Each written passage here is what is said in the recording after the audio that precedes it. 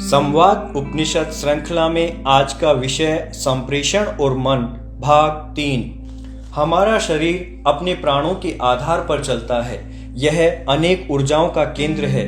ये प्राण ही हमारे मन को शरीर से जोड़कर रखते हैं। मन की चंचलता से ये प्राण भी चंचल हो उठते हैं और शरीर को चंचल बना देते हैं। चंचल शरीर से मन की चंचलता बढ़ती है। इसी कारण प्रमाद, व्यसन और वासनाओं का जाल फैलता जाता है। व्यक्ति गिरता चला जाता है। जागरूकता, संकल्प और धैर्य मिलकर हमें इस जाल से मुक्त कर सकते हैं। हमें वर्तमान पर ध्यान टिकाना होगा। हम जो अभी कर रहे हैं उसी को देखते हुए, समझते हुए करना होगा। उसी में सही और गलत को समझना होगा। शरीर इंद्रियों का स्थान है।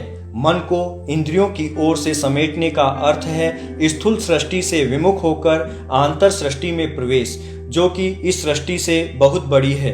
अतः जीवन की सभी गतिविधियों का आधार मन है। मन को जान लेना ही विश्व दर्शन है, क्योंकि सभी जड़ चेतन के केंद्र में मन तो एक ही है। शरीर मन की इच्छा से चलता है। शरीर का पोषण अन्न से भी होता है और वातावरण से भी। अन्न से ही मन का निर्माण भी होता है। मन में इच्छा पैदा होती है और शरीर इच्छा पूर्ति के लिए कार्य करता है। इन दोनों के बीच की एक कड़ी है प्राण। प्राण कई प्रकार के होते हैं जो मन के भावों के साथ गतिशील होते हैं। शरीर की लगभग सभी क्रियाओं पर मन के भावों का प्रभाव पड़ता है। ये प्रभाव प्राण ही पैदा करते हैं। काम कोई भी हाथ में हो, सफलता का एक ही सूत्र है, पूर्ण मनोयोग। कार्य में मन के जुड़ते ही आपकी दृष्टि की स्पष्टता बढ़ जाती है। कार्य की बारीकियों पर स्वतः ही ध्यान गहरा होता जाता है। अतः आधे अधूरे मन से कार्य नहीं करना चाहिए। इससे अच्छा तो यह है कि कार्य किया ही नहीं जाए। आप किसी से बात करते रहें और ध्यान कहीं और लगा रहे तो आपको अनुमान हो जाएगा कि परिणाम क्या रहा। हमारी उपासना पद्धति के मूल में भी यही मन है। हमारा मन लगता है या नहीं, परिणाम उसी के अनुसार आते हैं। मन को नियंत्रित करने के अनेक प्रकार के अभ्यास सिखाए जाते हैं। मंत्रों के जप की प्रक्रिया हो अथवा ध्यान की, सब मन से ही जुड़ा है। शरीर प्रेक्षा में व्यक्ति मन लगाकर शरीर के विभिन्न अंगों का निरीक्षण करता है और अपने स्वास्थ्य की जानकारी करता है। रुग्ण स्थान पर मन को केंद्रित करके वहां रक्त संचार बढ़ाया जाता है। श्वेत रक्त कणों की संख्या बढ़ाई जाती है। ऊर्जा का संकलन किया जाता है और नियमित अभ्यास से व्यक्ति को स्वास्थ्य लाभ कराया जाता है। शरीर के विभिन्न चक्रों पर ध्यान की परंपरा भी मन पर ही आधारित है। प्राणों को सघन रूप में एक ही स्थल पर सक्रिय करके विशेष ऊर्जा पैदा की जाती है। यदि मन साथ नहीं जुड़े तो आप कभी भी ध्यान केंद्रित नहीं कर सकते। मंदिर में भी जरूरी नहीं कि आपका ध्यान मूर्ति पर टिका ही रहे। घर से तो इसीलिए निकलते हैं, किंतु वहां कुछ कितना समय हमारा ध्यान टिकता है यह हमारे मन पर ही निर्भर करता है। आप कभी भीड़ को देखते रहेंगे तो कभी प्रसाद, फूल, पैसे आदि आपके ध्यान में रहेंगे, किंतु जिसको मूर्ति से जुड़ना है वह कहीं भी नहीं अटक सकता। अभिप्राय यह है कि हमारे मनोभाव ही हमारे जीवन क्रम का संचालन करते हैं और वे ही परिणाम के लिए सक्षम भी होते हैं। शरीर, बुद्धि, मन, आत्मा। जीवन के 4 अंग हैं: शरीर, बुद्धि, मन, आत्मा। सुखी जीवन के लिए चारों में संतुलन आवश्यक है।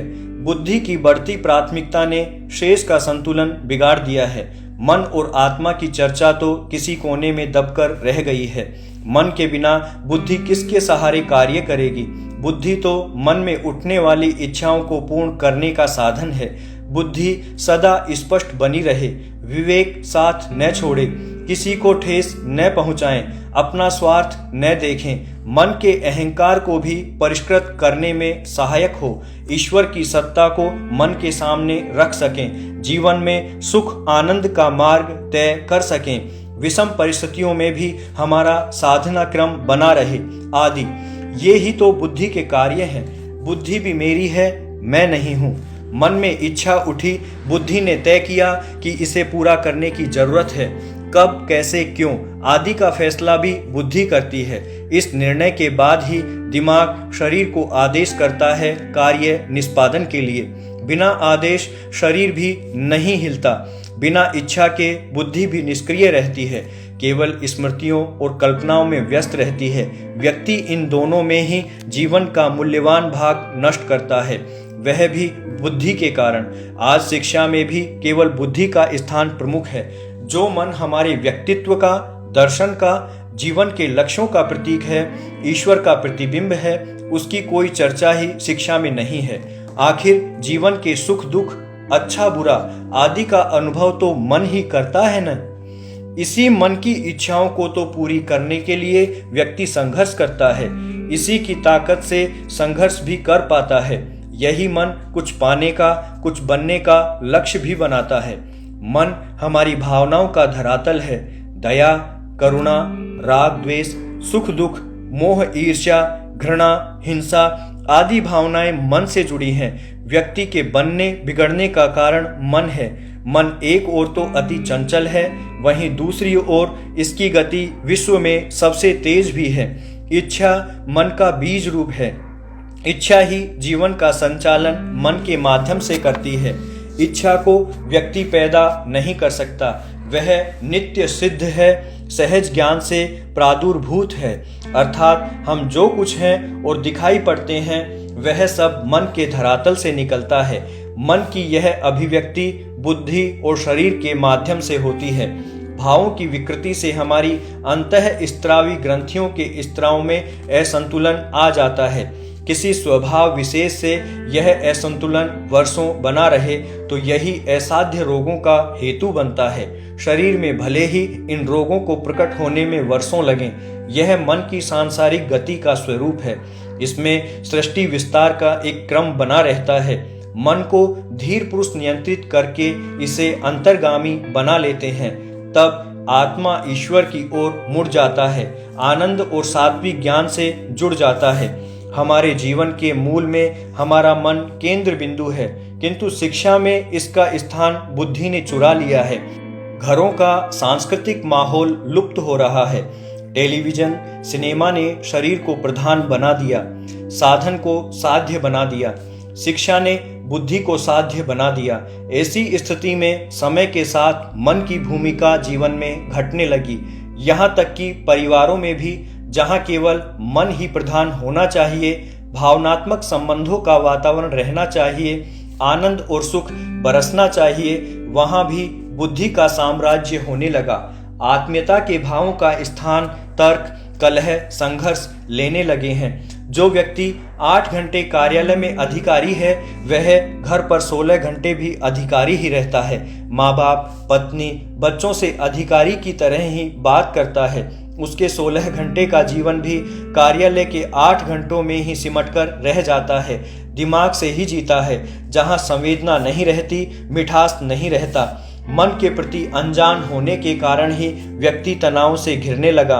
उसकी संघर्ष करने की क्षमता घटने लगी। प्रसन्नता का भाव लुप्त होने लगा। बुद्धि ने उसको अपने में ही समेट कर रख दिया। उसका पारिवारिक और सामाजिक चिंतन सिमटता जा रहा है। हमारा वसुधैव कुटुंबकम का नारा विपरीत दिशा में चलने लग गया है। मन चंगा तो कठौती में गंगा, जैसा खावे अन्न वैसा होवे मन, जैसी सारी कहावतें अर्थहीन होने लग गई हैं। इच्छाएं फिर भी उठती रहती हैं। ईश्वरीय इच्छा अपना कार्य फिर भी करती रहती है, किंतु मन का वातावरण सत्व गुण प्रधान होने के कारण जीव की इच्छा को भी नई दिशा प्रदान करता है। मन के वातावरण के अनुसार ही नई इच्छाएं पैदा होती हैं। यह वातावरण मंथन से ही तैयार होता है।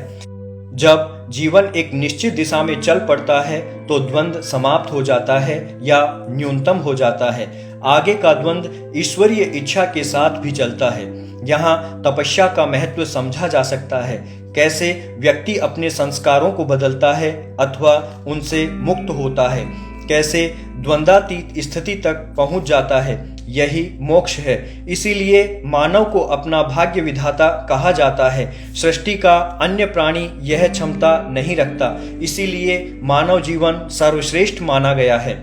शरीर और बुद्धि का कार्य क्षेत्र बहुत सीमित है। शरीर यूं तो बुद्धि के निर्देश पर ही कार्य करता है, फिर भी मन अपनी इच्छाओं की अभिव्यक्ति शरीर के माध्यम से, इंद्रियों के माध्यम से करता रहता है। शरीर का कार्य श्रम की श्रेणी में आता है। शरीर को यदि अभिव्यक्ति का माध्यम बनाया जाए तो उसका प्रभाव भी सामने वाले के शरीर तक देखा जा सकता है।